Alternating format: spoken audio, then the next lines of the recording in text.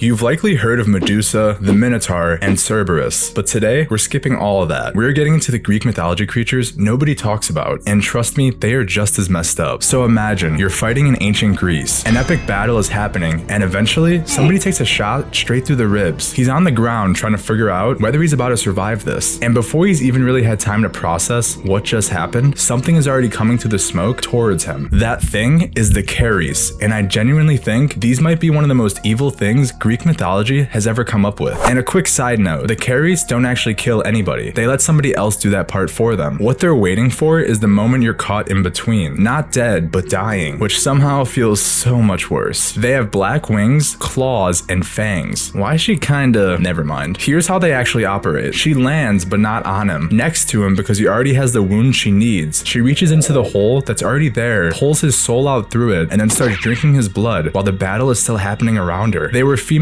death spirits born from Nyx, the goddess of night, and Erebos, the god of darkness. Now that is one fucked up family tree. If two Keres happen to spot the same soldier dying, they don't share him. They start fighting each other over who gets him first. And apparently, sometimes they got so greedy that every now and then, they'd even try taking someone before it was actually their time to die. And when that happened, the only thing stopping them was another god stepping in and driving them away. Apollo or Athena, which means somewhere in Greek mythology, there's a battlefield where a wounded soldier looks up and watches an actual god throwing hands to protect him. Next up, we have the Minyades, three sisters. And to be honest, I don't think I've ever seen three people ignore this many warning signs in a row. It starts off with everybody in town heading off to celebrate Dionysus, essentially the Greek god of wine, partying, and chaos. Honestly, not a bad job description. But for some reason, these three sisters decide they'd rather stay home and work than go to a rager being thrown in a literal god's honor. Priorities, I guess. They've got a household to run, weaving to finish, all that boring responsible stuff. Then the house starts doing some really weird shit. Their loom starts dripping milk, like actual milk. And at that point, if I'm one of those sisters, I am getting the hell out of that house. The blanket can wait until tomorrow, but for some reason, they don't leave. Then the whole room starts smelling like wine, even though nobody's opened any. Ivy starts growing up the loom by itself. Then Dionysus starts appearing before them as a massive bull, then a lion, then a leopard. And they're still weaving. Like seriously, where do they draw the line here? Because at this point, I genuinely want to know what would have made them leave. Eventually, Dionysus just decides, alright, fuck this, and drives all three of them completely insane. That's what they get for not going to a rager. And here's where the story takes a hard left turn. They basically draw straws to decide whose son has to die. Lucepe loses. The three sisters grab the son, tear him apart with their bare hands, and eat him while they're completely out of their minds. Then the madness wears off. Just imagine coming back to your senses after all of that. Afterwards, Dionysus decides that apparently that still wasn't enough, so he turns all three of them into bats, cursed to hide from daylight forever. And weirdly enough, the story didn't even stay a myth. In Orchomenus, there was actually a festival based on it, where a priest would chase a woman believed to be descended from the Minyades with a drawn sword. Ancient tradition said he was allowed to kill the first one he caught, and according to Plutarch, one priest actually did. After that, the practice was abandoned. So let this be a reminder. If the god of partying invites you to a party, maybe